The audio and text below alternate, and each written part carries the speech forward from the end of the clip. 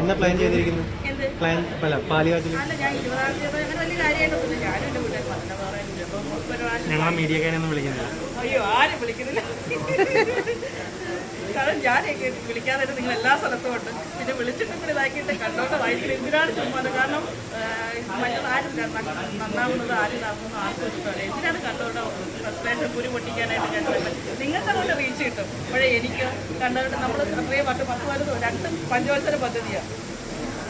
11 വർഷം അങ്ങനെ കിടക്കും. ഞാൻ 2014 വെച്ചതാണ്.